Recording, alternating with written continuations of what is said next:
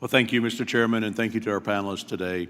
You know, I've been concerned about the proliferation of the discriminatory digital services taxes since I came into office in 2017, which is why I encouraged the previous administration to engage with the OECD BEPS 2.0 project, which turned into the two-pillar process that we see today. The goals of this project were to eliminate DSTs, provide tax certainty, and simplification for businesses in the growing digital economy.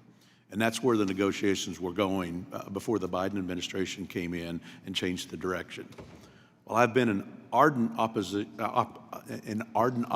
to Pillar 2, the global minimum tax, especially the UTPR provision. I was hopeful that Pillar 1 would fulfill the stated goals of the original project.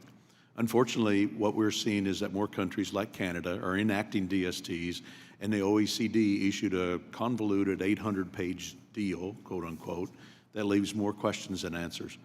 Because of this, it's my belief that this deal now represents a foot in the door for more extraterritorial taxes on successful businesses, and that it's a deal that's out there, but it's not necessarily that we should accept a bad deal. Additionally, the deal doesn't consider how businesses actually operate in the real world. Pillar 1's marketing and distribution safe harbor fails to adequately account for taxes paid in market jurisdictions under franchise or split ownership structures. This would force U.S. companies to over-allocate profits to market jurisdictions, resulting in more tax paid to foreign governments and less tax paid to the United States.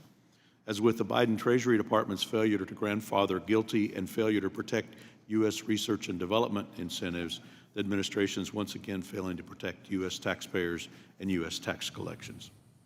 I've heard from one U.S. Fortune 200 company that the failure to properly protect franchise or split ownership structures would result in an annual reallocation for that one company of $500 million to up to $1 billion of U.S. revenue to over 100 foreign countries, with significant share going to already wealthy countries like Germany and Spain.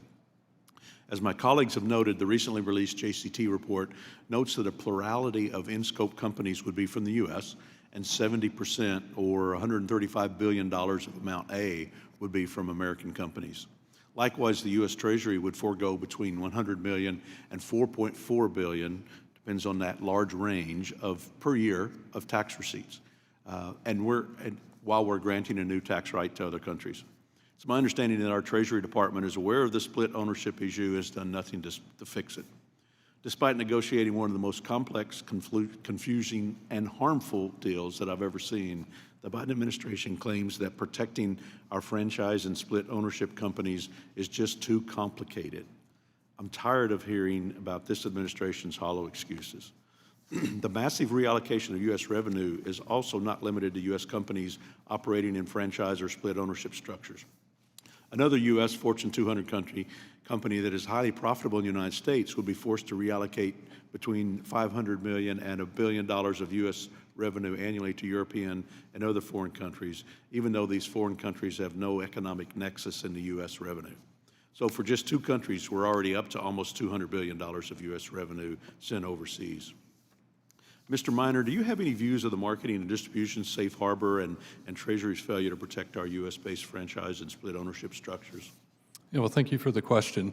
The two instances that you described are two of the issues that we've highlighted in our comments about making improvements to the marketing and distribution safe harbor calculation. But we have a number of issues with the MDSH based on the modeling of our member companies that it does not seem to fully eliminate double taxation based on those calculations.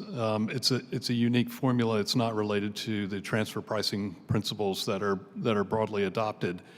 So we also share your frustration that those two instances that you described have yet to be resolved.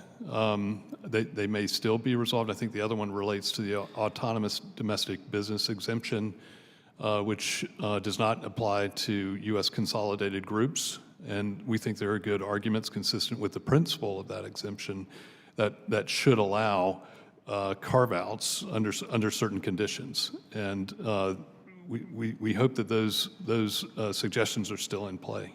Thank you. Mr. Chairman, the JCT report underlines my ongoing concerns with Pillar 1's current structure.